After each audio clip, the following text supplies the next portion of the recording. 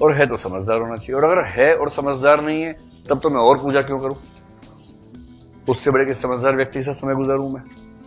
तो मेरा ये विश्वास है, अपने अपने विश्वास का मामला है, जिनको विश्वास है वो पूजा करते हैं। मेरे घर में मुझे छोड़ के बाकी सब धार्मिक लोग हैं, खूब पूजा पाठ करते हैं, पूरा लंबा चौड़ा। और कितने लोग आप में से शनिवार को लोहा नहीं खरीदते हैं? एक अंधविश्वास यहां भी चलता है कि शनिवार को लोहा नहीं खरीदना चाहिए।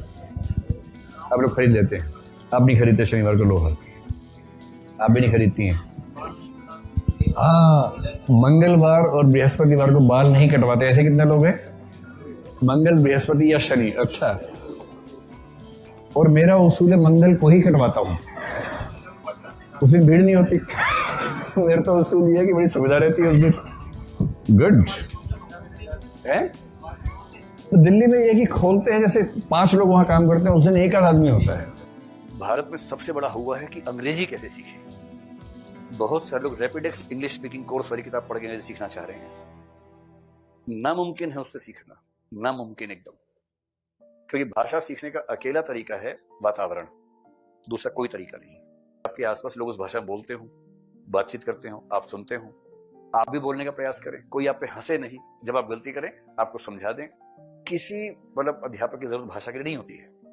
इस चीज को अभी से काम करना है, वो ये है कि लिखने का अभ्यास कीजिए, और जिस दिन 7.5 मिनट में 250 शब्द आप लिख पा रहे हैं और बाकी लोग पढ़ पा रहे हैं, अपना लिखा तो पढ़ ही लेता है आदमी।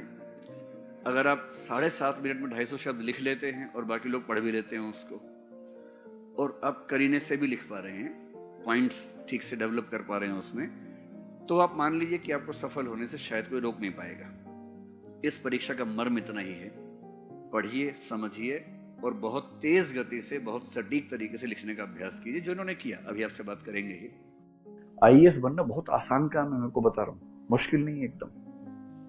मुश्किल केवल इसलिए कि बहुत लोग बनना चाह रहे हैं, इसलिए मुश्किल है। अगर कोई ये कहे कि आईएएस बनना अपने आप में बहुत मुश्किल काम है, जैसे माउंट एवरेस्ट चढ़ना, ऐसा कुछ नहीं है, आसान काम है। अगर स्ट्रेटेजी ठीक हो, मेहनत आपको ठीक से करनी आती हो, तो आसान काम है, मुश्किल काम नहीं। जो व्यक्ति मेंस के, जीएस के चारों पेपर में सारे के सारे क्वेश्चंस का आंसर लिख के आ जाता है, छोड़ता नहीं है, ये अपने आप में लगभग पर्याप्त है कि वो कम से कम टॉप के कुछ लोगों में शामिल हो जाएगा, बशर्ते उसका वैकल्पिक विषय और निबंध अच्छा हो। कितनी सिंपल चुनौती है, आपको हर पेपर में सारे प्रश्नों का उत्तर पूरा कर देना है। एक मेंबर ने एक लड़की से कहा, इंटरव्यू लिया, पूरा इंटरव्यू हो गया, वो उठी, thank you sir, thank you sir, thank you madam करके बाहर जाने लगी। तो चेयरपर्सन थोड़े मजाकिया किस्म के आदमी थे, उनको लगा जरा मजे लेके देखते इस बच्ची के। जब वो गेट के पास पहुंची, बोले वैसे एक बात कहना चाहता हूँ, आपका चेहरा देख के लगता नहीं कि आपको आईएएस बनाना चाहिए, आपका चेहरा ऐसा है नहीं आईएएस टाइप का। तो लड़की बोली कि सर अब जैसा भी है स्वाभाविक है, और चेहरा तो कईयों का नहीं होता है। ये कह के निकल गई। भाव ये था कि आपका कौन सा है, और वो कहते कि आईएएस बन भी गई। तो क्या होता है ना, प्रेजेंस ऑफ माइंड अभी एक ऐसी है, और उस समय बिना विनम्रता की सीमाओं को लांघे आप अपने मन की बात कह दें ठीक तरीके से, यही एकाध उत्तर इंटरव्यू में सारे पाप धो देता है, सारे पाप। अब जिंदगी एक ही है, और दिक्कत है कि उसी में प्रयोग करने हैं, उसी को जीना है।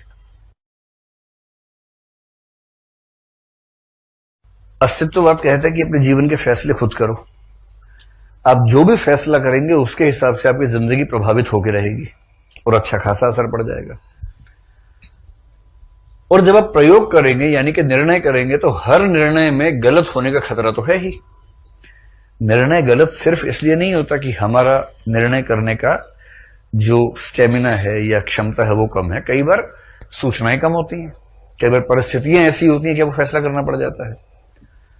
और हमारे जीवन के बहुत सारे निर्णय ऐसे होते हैं जो गलत होते हैं। थोड़ा बहुत गलत तो हर निर्णय है, कुछ ज्यादा गलत हो जाते हैं, गलत भी है और उनका जिंदगी पर बहुत गहरा प्रभाव भी है। एक निर्णय गलत हो गया, उसका